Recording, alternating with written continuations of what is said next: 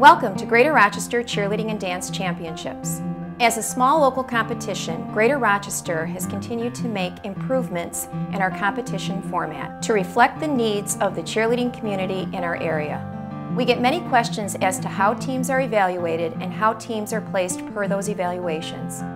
We want our cheerleaders, coaches, and audience to know what goes into our evaluation process and how champions are ultimately crowned in each division.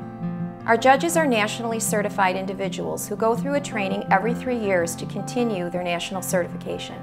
GRC judges go through a training each November specifically for Greater Rochester Cheerleading.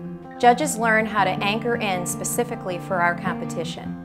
As co-director, former coach, and nationally certified judge, I will take you through how our competition works and answer some of your questions along the way. GRC is a level playing field competition. Teams are divided by modified, freshman, JV, and varsity. Coaches choose their level of competition from novice, intermediate, or advanced criteria. The teams are then further divided by size, number of tumblers, squad makeup, whether they are all girl or co-ed, region, and competitive compatibility. Teams must follow specific guidelines within their competitive level. Teams cannot perform higher level criteria than the competitive division that they have chosen. Teams are penalized when they go outside of their level. All teams have a 2-minute and 30-second time limit. Within their time limit, teams craft their routine however they choose, as long as they follow their criteria within their level.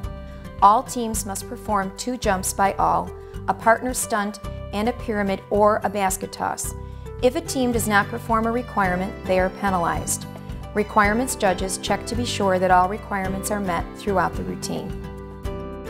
A judging panel evaluates the teams on the scores from the entire panel, which are tabulated and the lowest score is dropped. Head judges check all score sheets to be sure of that. Point deduction judges work separately from the panel to mark off for obvious mistakes and falls. Bobbles and minor errors are worth 0.5 point deduction. Obvious mistakes are worth 1 point deduction. The deductions are taken off the entire score of a team. Coaches receive their point deduction score sheet and are shown exactly where the errors occurred throughout the routine during each 15-second interval. Safety judges watch the routine to be certain that all aspects meet the National Federation of High School Spirit rules. When an infraction occurs, 2 points are deducted from the team's score, and the specific rule violation is reported on a safety score sheet attached to the panel, point deduction, and requirement score sheets. Safety judges have the final say on infractions. Warnings may be issued in place of assessed deductions. If a team drops a stunt, it does not mean that they will be automatically out of the running for first place. All of the criteria, panel scores, point deductions throughout the routine, and safety scores must be taken into account to come up with a final score. A team that performs many stunts throughout the routine may drop a stunt, yet still win first place because they have performed a variety of stunts: choreography, transitions, tumbling, jumps, and motions.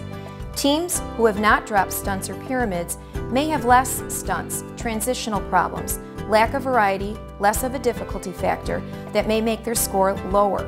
Conversely, a team may have few stunts but have a flawless routine and beat a team who has a higher level of difficulty but has imperfections throughout the routine. The bottom line is that stunts and pyramids are not the only criteria that make a first place team.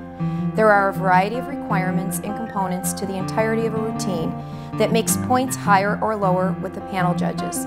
The requirements, safety judges, and point deduction judges also factor into the final score for a team. GRC's mission is to evaluate teams in a fair and comprehensive manner. We hope we've been able to clarify how the evaluation process works. Good luck to all the teams.